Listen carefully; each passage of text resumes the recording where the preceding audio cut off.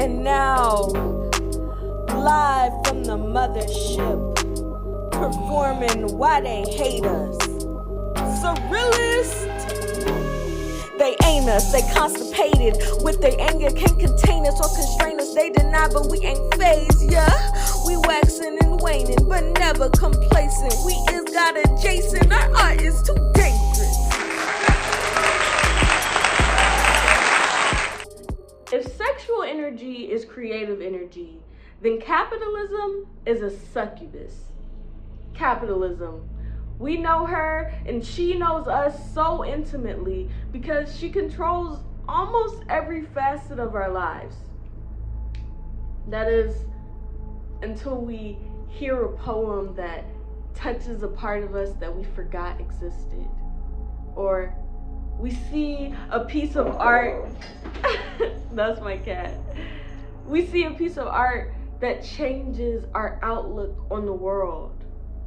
For those moments, we are in this world, but we are not of it.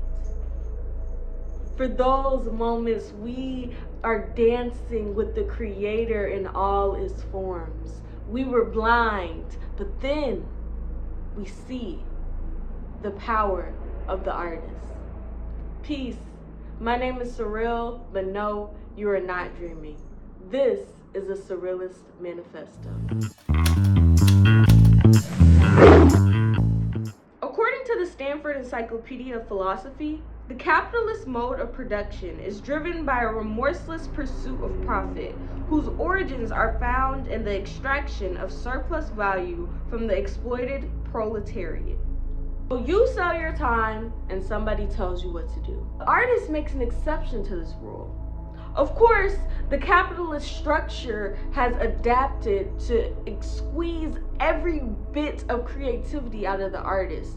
But in their essence, the artist uses ancient wisdom to create something new. They defy the logic of clocking into work and instead spend hours playing with themselves. Pause. Or playing with their friends and archiving the metals of their minds. Thus, to subdue this tomfoolery, they create the starving artist. They say, art is not a real job until we decide that it is.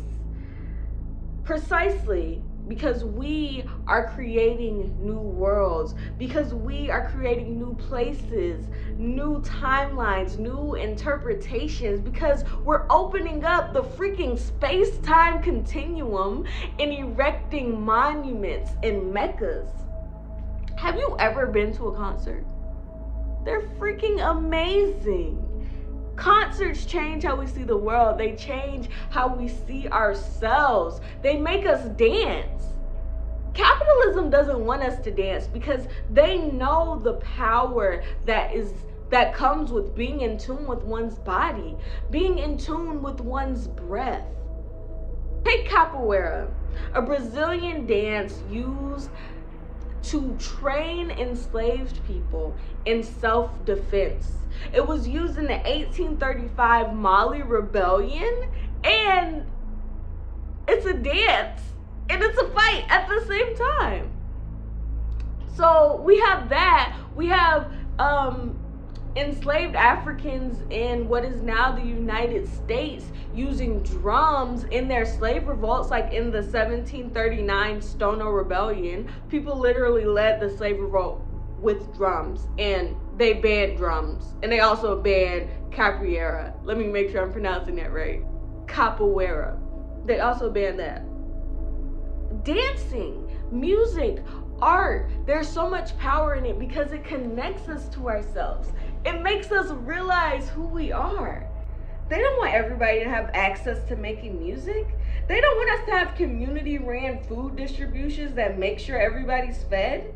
They don't want us to have construction co-ops that make ecologically sustainable housings. And they definitely don't want us to reclaim the empty housing that already exists so that everyone has a home.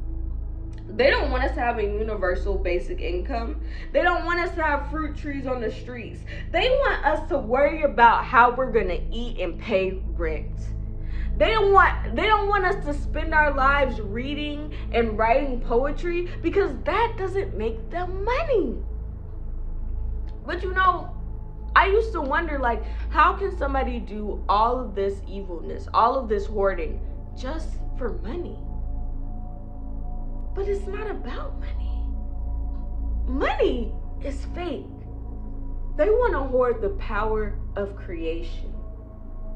They want to be the only people who can wake up and decide that they're going to start a fashion line. And they don't want community measures to make sure that that fashion is ecologically sustainable.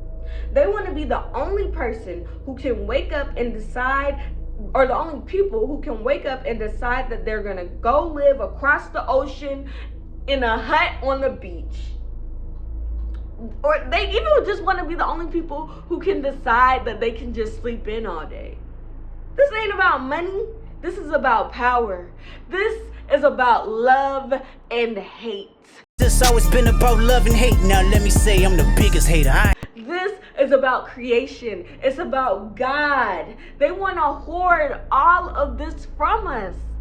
But this is our birthright. And they know this. And they know that something deep inside of us knows this.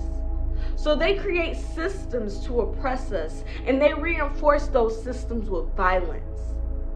But it's just like Heliar from Severance said, they give us half a life and think we're not gonna fight for it?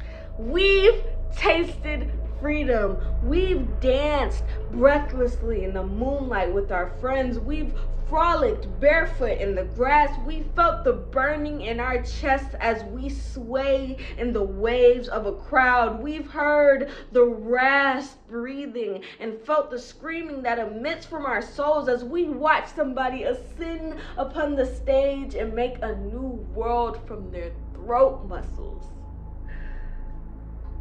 They want to take that freedom from us. So they make it hard to sustain yourself through art. But they know they can never really take it away from us. So people still break through. But the higher up you get in the art industry, the more you are subject to censorship and co-optation. If y'all want to read more about how some artists cosplay as radical, you can read Isamatu Gwendolyn's essay, Class Traitor, or Everybody Want to Be Nina Simone, but don't nobody want to sing Mississippi Goddamn. Y'all should read that. But that's why they make it so exclusive. That's why they make it so hard. They want to break the defiance within you that led you down the untraditional path. They want to shape you into their mouthpiece so that you can placate rather than invigorate the masses. Nevertheless, we persist. We break through. I believe that if you feel called, you have an obligation and a duty to break through. It's like Doechii said, for me, I'm going to try my hardest because when I leave here, I want to say that I did my best. I did everything that I could. So you can access the calling. You can overcome the obstacles, all the setbacks, all the blasphemy, all the hearsay. And when you do, they will still punish you for coloring outside the lines. They'll try to put you in a box like, oh, you have to make TikTok music, or oh, you can't do that because it's not trending, or oh, that's too political. It's censorship. It defiles the creative process. But that criticism will always be there because artists have a unique ability to make people question what they believe, why they believe it, how they came to believe it, what thoughts nurture that belief. When you create new worlds, you shake the core of people's foundations. Capitalism doesn't like that, and humans raised in a capitalist system are socialized not to like that. But even still, we crave the challenge. We crave the opportunity for change. It's like I Understood said, we like being confused sometimes. Capitalism tells us that change is scary. Instead, they offer you this thing called a career. And in your career, ideally, you have one job or one sector that you keep and never stray from its light. You work, you work, you work, you work, you work, you work, you work, you work some more, you work some more, and then one day, finally, when you spend most of your life working, doing what other people tell you to do. Y'all see my cat. Her name is Tinkerbell. But when you spend most of your life working, after you spend most of your life working, doing what other people tell you to do, one day, if you're lucky, you can live without working. But artists disrupt this idea too. Think about the artists you see with brand deals, fashion shows, movies, TV shows. Think of all the small artists you see with side hustles, street markets, open mics. Artists often express themselves in multiple ways because, one, making money from art is difficult. We gotta have our hands in many pots. But two, creativity is infinite. And three, there is a flexibility in art. There is an ever-changing nature of thought-provoking art. Capitalism detests this flexibility for the poor because it goes against their teachings to be content with crumbs. If you travel the world, if you see different types of things, if you see different types of people, if you see different types of jobs, if you see all the connections and all the cultures that being an artist allows you to see, you're not going to accept crumbs. You want the whole pie. Or at least you want to slice it up pie and you want to make sure your homies can get a slice. Like they get a slice, she get a slice, he get a slice, everybody gets a slice. And the capitalists, they just can't have that. They just can't have it. So they crush our dissent, or they try to, and we fight. We fight, we win, we make art, we inspire each other, we inspire ourselves. We don't alienate ourselves, we reintegrate ourselves. A lot of Severance references.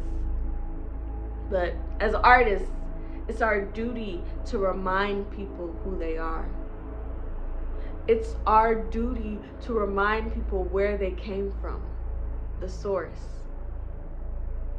We remind them what they can do with that power.